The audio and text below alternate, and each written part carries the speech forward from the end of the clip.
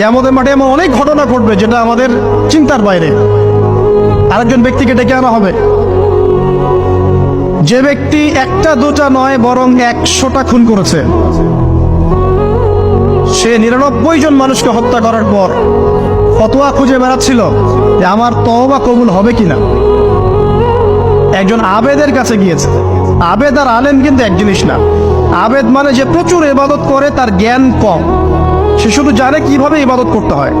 আলেম হচ্ছে সে যে শরীয়তের গভীর জ্ঞান জানে, আবার ইবাদতও করে। আবার যারা জ্ঞান আছে আমল নাই, সেও কিন্তু প্রকৃত আলেম না।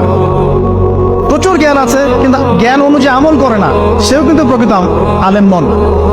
এবার আসেন, এই আবেদের কাছে গিয়ে সে বলছে আমার কি ক্ষমা হবে, আমি 99টা খুন করেছি। সে বলল তোমার আবার ক্ষমা, তোমার ক্ষমা নাই। তখন এই ব্যক্তি এই আবেদকে হত্যা করে 100টা খুন পূর্ণ করলো, ওকেও সে মেরে ফেলছে। আমার ক্ষমাই হবে না তো তোর বেঁচে থাকেন কি দরকার, তুইও মর। কি বুঝতে পারলে? বর্তমান বিশ্বের উগ্র মাথার পলিটিশিয়ানদের মতো অবস্থা। আমার দেশের সমস্যা, তোর দেশ পারমাণবিক বোম্বের উড়াই দিব, মানে এরকম একটা অবস্থা। তো আল্লাহ রাব্বুল আলামিন এই ব্যক্তির মধ্যে একটা চেতনা তৈরি করলেন যে আমাকে তওবা করতে হবে। সে তখন সার্চ করতে লাগলো আরো কোনো আলেম আছে কিনা। এরপর অনেক দূরে একজন আলেমের সন্ধান পাওয়া গেল। সে সেখানে গেল, তাকে গিয়ে বললো আমার কি ক্ষমা হবে?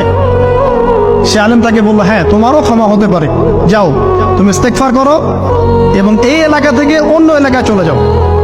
মানে যে এলাকায় তুমি অনেকদিন ছিলে, যেখানে তুমি অনেক পাপ কাজ করেছো, এখানে থাকার দরকার নাই। তওবা করে তুমি অন্য কোথাও চলে যাও, নতুন একটা জীবন শুরু করো।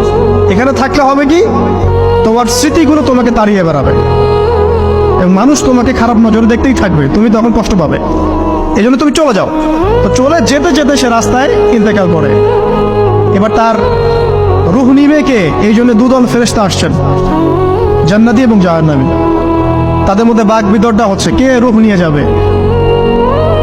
জাহান্নামের ফেরেশতারা বলছেন সে এতগুলো খুন করেছে, তার রূহটা আমরা নিব। আর জান্নাতি ফেরেশতারা বলছেন না, সে তওবা করতে এসেছিল, অতএব সে আল্লাহর অভিমুখী হয়েছে, তার রূহটা আমরা নিব। আল্লাহ পাক এখানে একটা কৌশল করলেন। আল্লাহ পাক ফেরেশতাদেরকে বললেন তোমরা রাস্তাটাকে পরিমাপ করে দেখো, যেদিকে যাচ্ছিল তার পরিমাপ বেশি নাকি যেখান থেকে এসেছে ওর পরিমাণ বেশি। আল্লাহ পাক জমিনকে আদেশ করলেন হে জমিন তুমি প্রশস্ত হয়ে যাও। এবার পরিমাপ করে দেখা গেল সে তওবার দিকে আসছিল, এর পরিমাণটা বেশি। এই একটা কাজের ওসিলা আল্লাহ পাক তাকে মাফ করে দিলেন।